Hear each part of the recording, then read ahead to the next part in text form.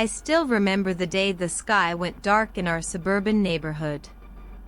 It was the day of the total solar eclipse, a rare, celestial event that promised wonder and mystery.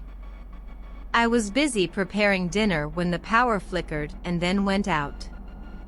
My husband, Daniel, and our 2 children, Mia and Lucas, gathered in the living room, their eyes fixed on the window as the moon gradually swallowed the sun.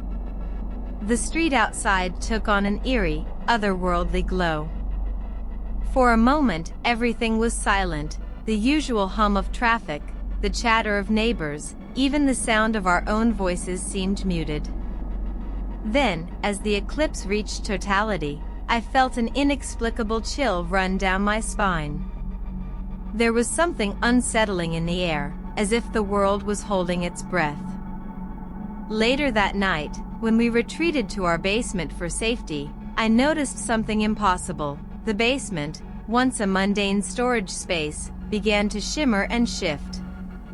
In the dim light of our battery-powered lanterns, the concrete walls melted into a window, one that revealed not our damp, cluttered basement but an alternate, distorted version of our very own neighborhood.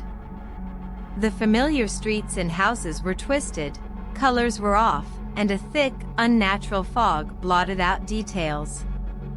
I stared, heart pounding, unsure if my eyes deceived me or if some cosmic phenomenon had truly breached our reality.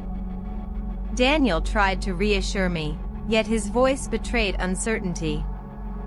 Mia clutched Lucas tightly as we all watched that impossible vision. In that surreal moment, I wondered if the eclipse had unlocked something that we were never meant to see, a portal to a darker reflection of our own lives. The basement window pulsed with a slow, rhythmic glow, as if inviting us to peer closer. And though fear gripped me, I couldn't tear my eyes away from that haunting mirror of our world. Over the next few hours, as the eclipse progressed, the basement window remained. I spent long moments alone there, studying its shifting images. What I saw was both familiar and utterly alien. Our quiet cul-de-sac was transformed into a nightmarish landscape. Houses stood crooked, their facades cracked and overrun by creeping vines that glowed with an eerie, phosphorescent light. Streets were empty, bathed in a perpetual twilight that seemed to sap the life from everything it touched. The visions were accompanied by dissonant sounds, whispers and faint echoes that did not belong to our world. I recorded every detail on my phone, desperate to understand this phenomenon. When Daniel and the children returned, I shared my findings, though their frightened eyes told me they, too, sensed something profoundly amiss. As the totality of the eclipse lingered, the portal began to display more than just a twisted landscape. Occasionally, figures would appear, fleeting silhouettes that resembled our neighbors, but with hollow, anguished expressions. One moment, I saw the familiar smile of Mrs. Henderson from down the block. The next, her face was contorted in silent agony, as if she were pleading for help. It was then I realized that this portal was not merely a window to an alternate version of our neighborhood, it was a reflection of hidden regrets and unspoken sorrows. Days passed, and the eclipse's aftereffects weighed heavily on our family. The portal in the basement never fully closed, it ebbed and flowed, offering brief, intermittent views into that distorted world. The more I observed, the more I sensed a strange pull, a lure to interact with this darker reflection of reality. At times, I felt compelled to reach out, as if the portal were trying to communicate with me. Late one night, unable to sleep, I crept back to the basement. I hesitated for a moment before placing my hand against the cool, shifting surface of the portal.